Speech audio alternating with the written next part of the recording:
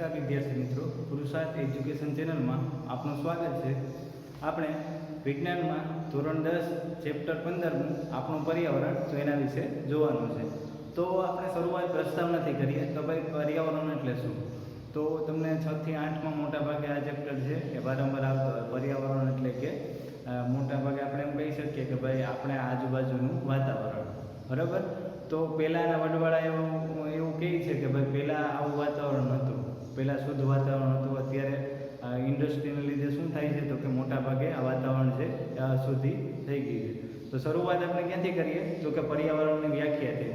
તમારે એક્ઝામમાં most IMP વ્યાખ્યા હંમેશા માટે પૂછાતી હોય તો એની વ્યાખ્યા આપણે કઈ રીતના લખી શકીએ તો એમાં આપણે આપેલું છે કે આપણી આસપાસ જોવા મળતા ભૌતિક અને જૈવિક પરિસર જેવા પરિસર કે જ્યાં સજીવ વસાવટ કરે છે તેને શું કહેવામાં આવે છે તો કે પર્યાવરણ તરીકે ઓળખવામાં આવે છે, બરાબર।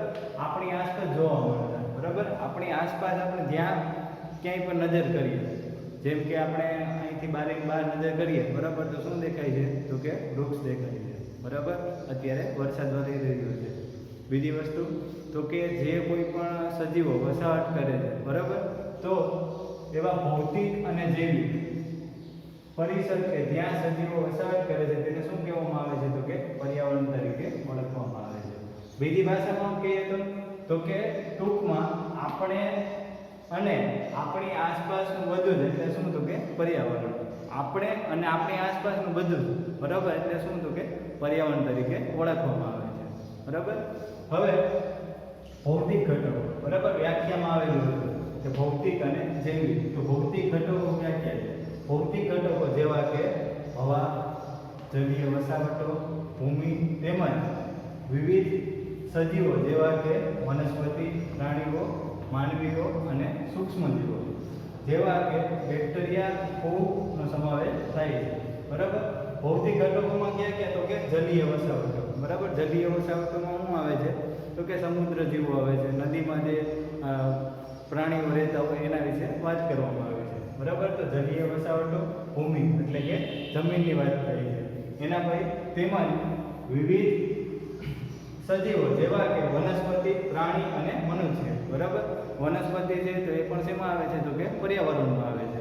બીજી કઈ વસ્તુ છે તો કે પ્રાણીઓ તો કે આપણી આસપાસ જે કોઈ પણ પ્રાણીઓ જોવા મળે છે એ પણ શેમાં તો કે એનો પર્યાવરણમાં સમાવેશ થાય છે।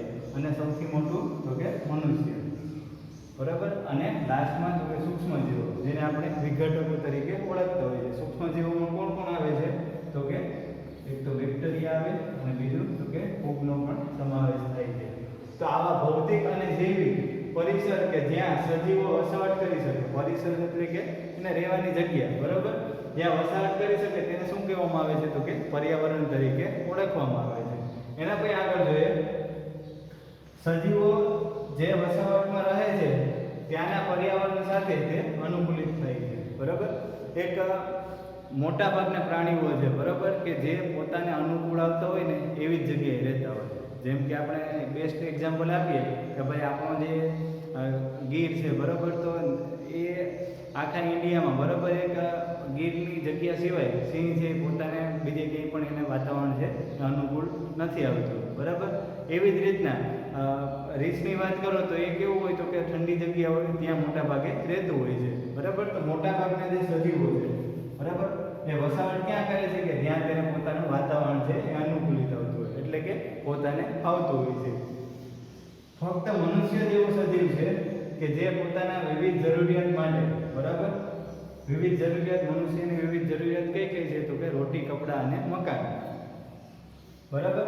વિવિધ જરૂરિયાત જેવા કે આહાર, કપડાં, મકાન અને ઉદ્યોગો વગેરે માટે કુદરતી પર્યાવરણને બદલે છે। અને વાસ્તવમાં માનવીની આવી આચારી પ્રવૃત્તિના કારણે પર્યાવરણનું સંતુલન વધુ ને વધુ બગડતું રહે છે, બરાબર। મોટા ભાગના પ્રાણીઓ જે શું કરતા હોય તો કે પોતાને અનુકૂળ આવતા હોય એવા વાતાવરણમાં જઈને રહેતા હોય છે, પરંતુ મનુષ્ય એવો એક પ્રાણી છે, બરાબર, કે જે પોતાને કોઈ પણ વસ્તુ સારી લાગતી હોય તેના માટે પર્યાવરણનું પણ નુકસાન કરે છે। તમને ખ્યાલ છે કે પહેલાં ભાઈ જંગલોનું પ્રમાણ કેવું હતું, ખૂબ જ વધારે હતું। અત્યારે મોટાભાગના લોકો ગામને મૂકી અને ક્યાં જાય છે તો કે સિટી તરફ મોટાભાગના લોકો જે પ્રણય કરે છે. બરાબર. બીજી કઈ વસ્તુ જાય છે તો કે મોટાભાગના લોકો છે એ સિટી તરફ આવે છે એટલે જ્યાં વૃક્ષો છે એ પોતે કપાઈ જાય છે. બરાબર. અને પર્યાવરણને મોટાભાગે શું થાય તો કે પર્યાવરણ બદલી અને વાસ્તવમાં જે માનવી છે બરાબર એ આ વિચારી એટલે કે વિચાર્યા વગરની પ્રવૃત્તિને કારણે પર્યાવરણના સંતુલનમાં શું થાય છે તો કે વધુ ને વધુ બગાડતો જાય છે. બરાબર. તો આના વિશે આપણે આ પ્રસ્તાવના છે એમાં આટલા ટોપિક આવે છે. એમાં મોસ્ટ એમ શું છે તો કે એની વ્યાખ્યા છે. બરાબર. મોટાભાગના પ્રાણીઓ છે એ પોતાને અનુકૂળ આવતી હોય એવી જગ્યાએ શું કરતા હોય તો કે વસાહત કરતા હોય. મનુષ્ય એક એવી વ્યક્તિ છે કે જે પોતાના સ્વાર્થ માટે બરાબર આ જે પર્યાવરણ છે એને નુકસાન પહોંચાડી અને શું કરતા હોય તો કે મોટા ભાગે એને કાપી ઝાડ કોઈ પણ ફેક્ટરી હોય તો ત્યાં કોઈ ઝાડ હોય તે પોતાને નડતું હોય તો શું કરતા હોય છે તો કે મોટા ભાગે પોતે આને કાપી નાખતા હોય અને પોતાના સ્વાર્થ માટે બરાબર પર્યાવરણને નુકસાન કરતા હોય છે. એટલા માટે થઈને પહેલાં આપણે જે વડવાળા છે આપણાથી મોટા ઉંમરના જે માણસો છે એ કહેતા કે પહેલાં વાતાવરણ આવું નહોતું. બરાબર. પહેલાં આટલી ગરમી નહોતી થતી. શા માટે? કારણ કે પહેલાં પર્યાવરણનું સંતુલન કેવું હતું તો કે સારું હતું. અત્યારે વધુ ને વધુ દરરોજ વૃક્ષો કપાય છે એની સામે વૃક્ષોનો આપણે એમ કહી શકીએ કે મોટા ભાગે ઉગાડવામાં નથી આવતા. એટલા માટે થાય અને પર્યાવરણનું સંતુલન જે કેવું છે તો કે બગડતું રહે છે. શેને લીધે તો કે મનુષ્યની પ્રવૃત્તિને લીધે. મનુષ્ય પોતાના સ્વાર્થ ખાતર પર્યાવરણને નુકસાન કરે છે. તો આપણે પર્યાવરણની કઈ રીતે જાળવણી કરવી બરાબર આ પર્યાવરણમાં આ જે સજીવ સૃષ્ટિ છે કઈ રીતે ટકી રહી છે એના વિશે આ ચેપ્ટરમાં આપણે અભ્યાસ કરવાનો છે. નમસ્કાર વિદ્યાર્થી મિત્રો, પુરુષાર્થ એજ્યુકેશન ચેનલમાં આપનું સ્વાગત છે. આપણે વિજ્ઞાનનું ચેપ્ટર 15 આપણું પર્યાવરણ બરાબર એટલે કે એન્વાયરમેન્ટ વિશે ભણવાનું છે. તો એમાં શરૂઆત ક્યાંથી કરી હતી તો કે પ્રસ્તાવનાથી. તો કે પર્યાવરણ એટલે શું તો કે આપણી આસપાસ આપણે જે કંઈ પણ નજર કરીએ અને જે જોવા મળે એને શું કહેવામાં આવે છે તો કે પર્યાવરણ તરીકે ઓળખવામાં આવે છે. હવે એના પછીનો બીજો એક સરસ મજાનો ટોપિક છે તો કે નિવાસન તંત્ર. બરાબર. તો કે નિવાસન તંત્ર એટલે શું તો કે એની વ્યાખ્યા છે મોટા ભાગે પરીક્ષામાં એકાદ માર્કમાં પૂછાતી હોય છે. બરાબર. તો નિવાસન તંત્રની વ્યાખ્યા શું છે તો કે જૈવિક સમુદાય બરાબર અને તેમની સાથે સંકળાયેલા ભૌતિક પર્યાવરણ વચ્ચેની આંતરક્રિયાથી બનતા તંત્રને શું કહેવામાં આવે છે તો કે નિવાસન તંત્ર તરીકે ઓળખવામાં આવે છે. શરૂઆત ક્યાંથી કરીએ તો કે ભૌતિક સમુદાય. બરાબર. નિવાસન તંત્ર એટલે શું તો કે જૈવિક સમુદાય. પહેલા તો બે પ્રકાર આવે બરાબર અજૈવિક અને જૈવિક. તો કે જેનામાં જીવ હોય એને શું કહેવામાં આવે છે તો કે જૈવિક સમુદાય. મનુષ્ય છે તો શેમાં આવે તો કે જૈવિક સમુદાયમાં આવે. બરાબર. આ બોર્ડ છે તો એ કેવું આવે તો કે અજૈવિક સમુદાયમાં આવે. બરાબર. એના પછી બેક્ટેરિયા સૂક્ષ્મજીવો જે કોઈ પણ સૂક્ષ્મજીવ છે બરાબર જે પ્રાણીઓ છે બધા શેમાં આવે છે તો કે જૈવિક સમુદાયમાં આવે છે. અને તેમની સાથે સંકળાયેલા બરાબર ભૌતિક પર્યાવરણ વચ્ચેની આંતરક્રિયાથી બનતા જે તંત્ર છે એને શું કહેવામાં આવે છે તો કે નિવાસન તંત્ર તરીકે ઓળખવામાં આવે છે. બરાબર. એક ઉદાહરણ લઈએ ભૌતિક જૈવિક સમુદાય. જૈવિક સમુદાયમાંથી એક ઉદાહરણ લઈએ તો કે ભાઈ મોટા ભાગે શું હોય તો કે સમુદ્રની માછલી. બરાબર. અને એનું ભૌતિક પર્યાવરણ એટલે કે સમુદ્ર વિશે વાત કરી છે. બરાબર. બંને વચ્ચે જે આંતરક્રિયા થાય છે બરાબર એટલે કે બંને પરસ્પર જે કોઈ પણ ક્રિયા કરતા હોય બરાબર એનાથી બનતો જે સમુદાય છે બરાબર જે આખું તંત્ર બને છે એને શું કહેવામાં આવે છે તો કે નિવાસન તંત્ર તરીકે ઓળખવામાં આવે છે. એના પછી નિવાસન તંત્રનું કદ છે કેવું હોય છે તો કે નાનું કે મોટું હોઈ શકે. બરાબર. આ જે નિવાસન તંત્ર છે બરાબર બગીચો છે તે મોટો પણ હોઈ શકે નાનો પણ હોઈ શકે. બરાબર. સમુદ્ર છે, જંગલ છે, રણ છે બરાબર અથવા તો માછલી ઘર છે, તળાવ છે, દરિયો છે બરાબર એનું કદ કેવું છે તો કે મોટું પણ હોઈ શકે અને નાનું પણ હોઈ શકે. બરાબર. એના પછી ત્રીજો ટોપિક આપેલો છે કે નિવાસન તંત્રમાં સજીવો તેમના ભૌતિક પર્યાવરણ સાથે ચોક્કસ આંતરક્રિયાઓ કરે છે. બરાબર. મોટા ભાગમાં તો કે નિવાસન તંત્રમાં સજીવો શું કરતા હોય તો કે તેમના ભૌતિક પર્યાવરણ સાથે બરાબર બગીચો હોય તો બગીચામાં કઈ કઈ વસ્તુ હોય છે તો કે મોટા ભાગે બગીચામાં અનુકૂળ જે પ્રાણીઓ આવતા હોય ને એ જ ત્યાં રહેતા હોય, બરાબર. ત્યાં માછલી નથી રહેતી. શા માટે? કારણ કે એને અનુકૂળ નથી આવતી. માછલીને શેની ક્યાં અનુકૂળની જરૂર હોય છે? તો કે માછલી મોટા ભાગે જે પાણી હોય છે, બરાબર, એમાં ઓગળેલો ઓક્સિજન છે એ પોતે શ્વાસોશ્વાસમાં લેતી હોય. તો એના માટે અનુકૂળ કઈ વસ્તુ છે? તો કે તળાવ છે એ અનુકૂળ છે, બરાબર. તો નિવાસન તંત્રમાં સજીવોને તેમના ભૌતિક પર્યાવરણ સાથે શું હોય છે? તો કે ચોક્કસ આંતરક્રિયાઓ મોટા ભાગે કરતા હોય છે.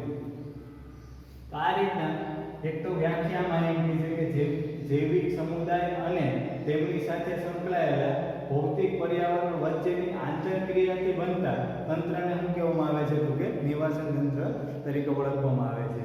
હવે નિવાસન તંત્ર છે તો એના બે પ્રકાર છે, એક તો કુદરતી અને બીજું કૃત્રિમ. કુદરતી એટલે શું? તો કે કુદરત દ્વારા, બરાબર, પ્રકૃતિમાં આપોઆપ જે વસ્તુ બની ગઈ હોય, બરાબર, તો એને શું કહેવામાં આવે છે? તો કે કુદરતી નિવાસન તંત્ર તરીકે ઓળખવામાં આવે છે. અને બીજી કઈ વસ્તુ છે? તો કે કૃત્રિમ. તો કે કૃત્રિમ વસ્તુમાં શું છે? તો કે જે માનવ સર્જિત છે, માનવે પોતે બનાવેલા છે, બરાબર. તો એમાં આપણે એના બે પ્રકાર છે, એક તો કુદરતી અને બીજું કૃત્રિમ. હવે કુદરતીમાં બે છે, સ્થળજ અને જલજ. સ્થળજ એટલે શું અને